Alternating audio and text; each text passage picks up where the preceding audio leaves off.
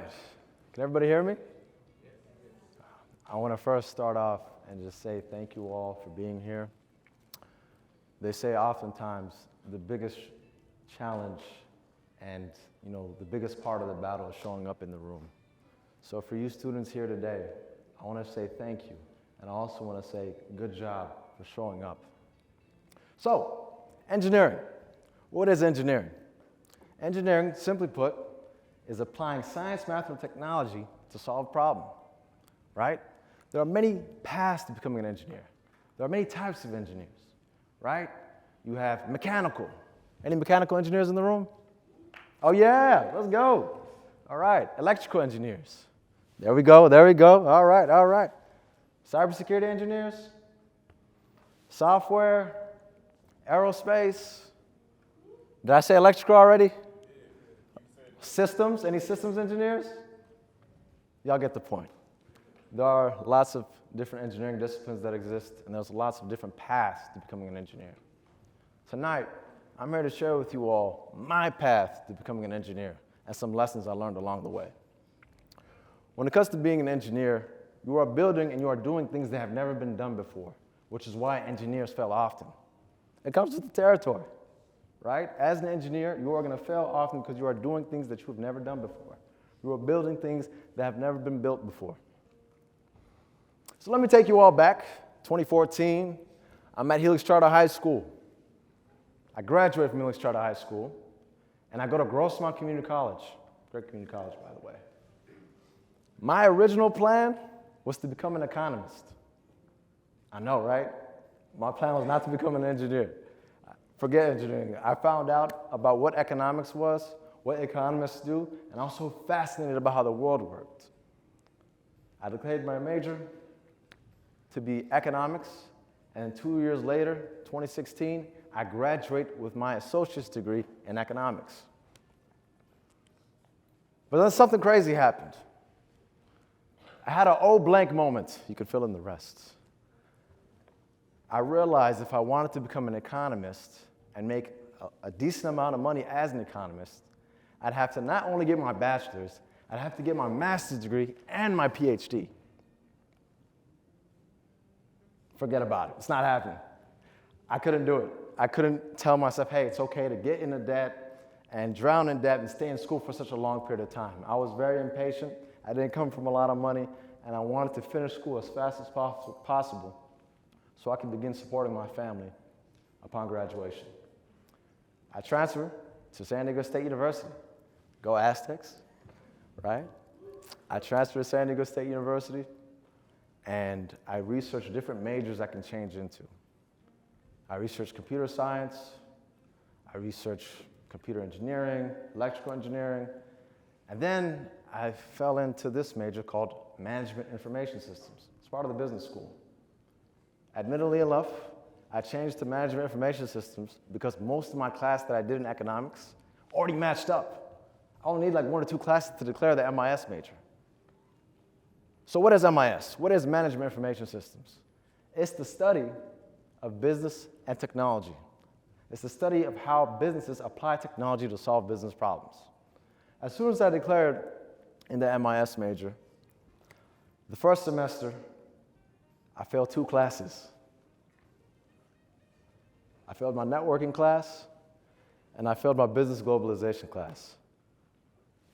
Yeah, we're gonna get a little vulnerable here tonight. It's gonna get a little real. To the professionals in this room, I have a couple questions if you don't mind. Raise your hand if you failed an exam during college. Students, look around. You can bring them down. To the professionals in this room, raise your hand if you failed a course during college. We got an honest person. Brooke, I love you. To the professionals in this room, raise your hand if you failed job interviews. Students, look around you. All these individuals are great professionals who fail time and time and again. As I said earlier, engineers fail often. It comes with the territory. So a semester later, after failing those 2 classes, did I tell you how much I cried when I failed those 2 classes? I was hurt. I retake those classes and I pass. The networking class, I passed by the grace of God with a curve. Raise your hand if you passed the class in college with a curve. Shout out to the curve gods. So I passed my networking course, I passed my business globalization course, and I get connected with this young man named Malcolm Gordon. For those who don't know Malcolm, Malcolm is a very smart, bright individual who's very active in NSBE during undergrad. He's also Miles' brother. Hey. So Malcolm, he graduated a year before me. And as I was approaching my senior year, Malcolm told me, hey, Abdi, you should look into cybersecurity. It's a great field. I said, Malcolm, everybody says everybody's field is great. Do they make money? He said, yes, Abdi, they make money. Sold. I did some research. I said, oh my God, these numbers are ridiculous. And also, with cybersecurity, the career longevity was a big deal for me as well. Is there a long-term vision? Is it going to be around for a long time, 10, 20 years, right? So I said, hey, I'm going to go on the cybersecurity route. Summer 2018 happens, and I want to share something with you all. From July 2018, right, all the way till March 1st, 2019, I've applied for over 100 jobs, and guess how many jobs I've landed? How many offers I got? Zero. Zero offers. Zero offers.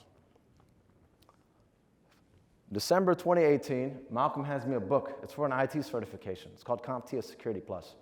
You probably heard about it. I studied for the certification. I studied for 2 months straight, December, January, and I take that exam February 1st. I fail it. $500 down the drain. Some certification exams are cheaper than others. CompTIA is not cheap at all. It's very expensive. And if you're a student right now, you understand that money is kind of hard to come by at times, right? Budgets are really tight. Every dollar counts. I was not discouraged. I retook the exam again, March 1st. I failed it again. Yeah. I failed it again. I'm $1,000 under right now. I'm trying to figure out how I can break into the cybersecurity industry. And I'm watching all of my friends in NSBE, in my classes, get job offers left and right. I have no job offers. I'm about to graduate in 3 months. It was a very frustrating and dark time for me. However, because I had great people around me, I had a loving family, I had great mentors, great friends. They helped me wipe the tears off my face and said, hey man, the NSBE convention is coming up. Get your resume right. Do what you need to do. And go get a job, man. So I go to the convention. If you're not going to convention, you need to go to convention, okay? Go to convention. Not a great opportunity there. I go to the convention in Detroit, Michigan, and I land a couple job offers. Let's go. Fast forward to May, I graduate with my MIS degree, right? Graduated. 5 years. Couldn't get it done in 4. Wasn't that smart. I graduate with my bachelor's degree. A month later, I start my job with Lockheed Martin. Fast forward to October 2019. We had some unfinished business, right? I failed that exam twice. We're running it back a third time. Mind you, I needed to take this certification and pass it because my job depended on it. Upon getting hired, I was told, hey, if you don't pass the certification, we can't have you work on the projects that you're working on right now. So if you want to keep your job, you're going to have to pass the certification. After 4 months of grueling study, I passed the certification. Man, was I happy. Take that, Uncle Sam. You're not getting my money again. So I got the CompTIA Security Plus 2019, and then you fast forward to February 2020. For those of you who were here, the whole world actually, 2020 was a weird time. It was a dark time, right? It was COVID. People weren't going outside as much. We were locked in. It was a very, very dark time. In our country, to be honest, there was a lot going on in the world, a lot of injustice, a lot of hate, and a lot of folks were really trying to figure out how to do this school thing, how to do this work thing. Right? There was a lot of adaptability going on. I had a lot of time to think. Right? I mean, what else do you do? You're sitting in your room, you're just hanging out. What do you do? Just start thinking. I said, you know what? I'm going to go back to go get my master's degree. You're probably asking me, hey, Abdi, you just said you didn't want to become an economist because there was so much school involved. What changed? I'll tell you what changed. I found out my company was going to pay for the master's degree. So guess how much I paid for that master's degree? Well, a little sweat equity, but yes. Yes, indeed. So I get admitted to a master's degree program, summer 2020. Fast forward, January 2021, I get admitted into a competitive leadership development program at Lockheed Martin. How competitive was it? There was 300 early career engineers at Lockheed Martin that applied. Only 30 got in. It was a blessing, and I was very grateful for that opportunity. Fast forward, end of 2021, December 2021, I graduate with my master's degree in cybersecurity management and policy. It gets better.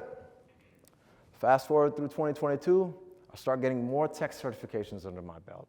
And I start going out to conferences again.